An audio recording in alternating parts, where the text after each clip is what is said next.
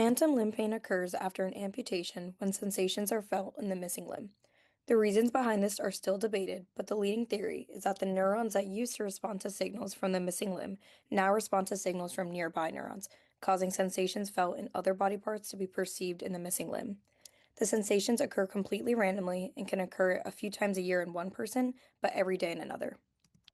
Current treatments include mirror therapy, electrical nerve stimulation, and vibration therapy. However, they don't account for the random frequency of episodes, so here are our two prototypes. This is our first prototype. So this device would be a modular clip-on component that would clip into the socket of the prosthetic user.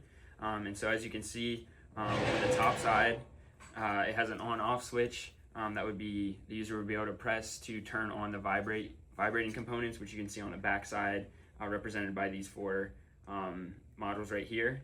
And so this is an expanded view of our prototype. So in reality, the device would be about 2 inches by 2 inches. And so if you unclip it, this is what it would look like. It has magnets on each side to easily clip into the socket. And so what it would really look like is a square cut out of the socket itself, and then the user would be able to clip this into their socket. And then when they press the on-off switch, the vibrating components start to vibrate, and then they would feel that vibration to eliminate the phantom limb pain that they're suffering from. I mean, I think it's possible to make space for that. You could probably make a socket with a couple of dummies placed in those positions, and then you just decide where you want to place it eventually. Or it could be made more versatile that way. And then most likely you wouldn't want to make a hole in your socket. The main problem is just loss of vacuum.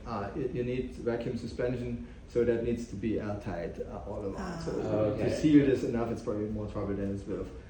But you could have a wireless activation. People use a phone to start it, also Bluetooth. I think that could take care of it. And so the big advantage I see in that is really that you could have no restrictions to the size of the vibration motor. So it could really be like this. So this is our second prototype.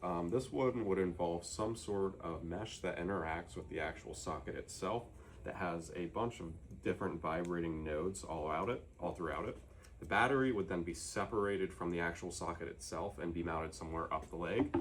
This would then go into the socket like this, and the user would be able to activate it remotely via an iPhone app, be able to change the intensity, some of the pulses, the time as well, and see the battery life remaining within the device.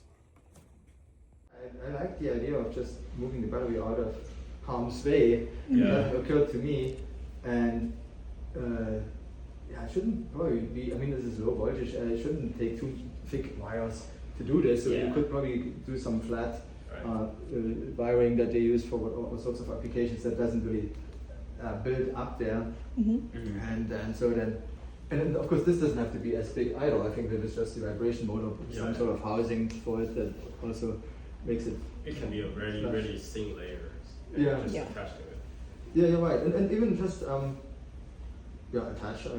I suppose there's it's good to be able to fixate it somewhere, but it can be very light because eventually the contact pressure is just going to keep it in place. So as long as it's there, we could even just put a piece of tape over it to hold it for the time being, and then once it's in there, it's in.